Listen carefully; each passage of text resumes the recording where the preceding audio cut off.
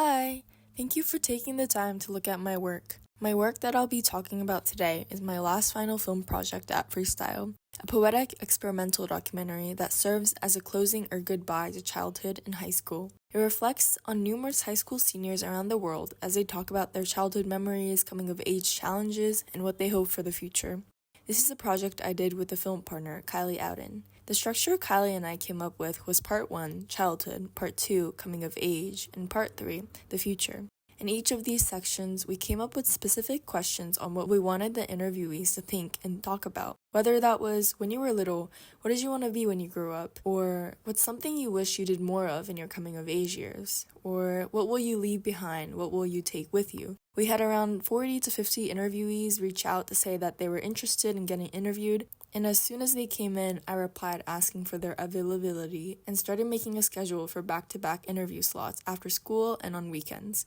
As I stated before, we were able to get a diverse perspective from seniors across the world, so half of these interviews was on Zoom, while the other half was in person.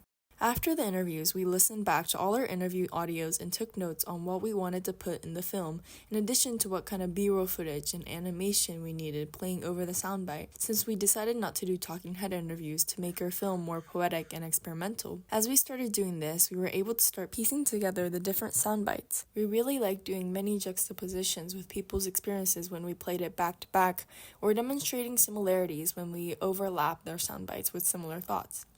After having a rough idea of what we wanted to keep and get rid of, we started putting them in Adobe Premiere. At the same time, we went out to get B-roll footage of what we needed on a 10-year-old digital camera to get that nostalgic, noisy look.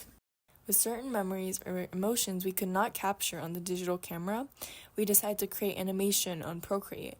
This was our first time doing animation, so it was exciting to learn but also nerve-wracking to know that we had about 7.5 minutes to fill up in a span of several weeks. Eventually, with a lot of time and effort, we were able to fill up the 7.5 minutes that consisted Part 1 and half of Part 2. Our plan for the remaining 4 minutes was to have the yellow text of caption playing because it was about the unknown future and we wanted to leave it mysterious. But we later realized that 12 minutes was way too long for this kind of film and we really needed to cut it down, especially the parts with text, because we were losing the audience. We also realized that instead of animating in chronological order from Part 1 to 2 to 3, we should have prioritized the most important animation clips to do first, so the animation was there throughout the film and not just up until the middle of the film. These lessons are what I learned from this project and hope to take with me to my future projects, but I'm still proud of doing something I was very passionate about for my final freestyle film project and how I was able to keep being driven by my passion to go until the end.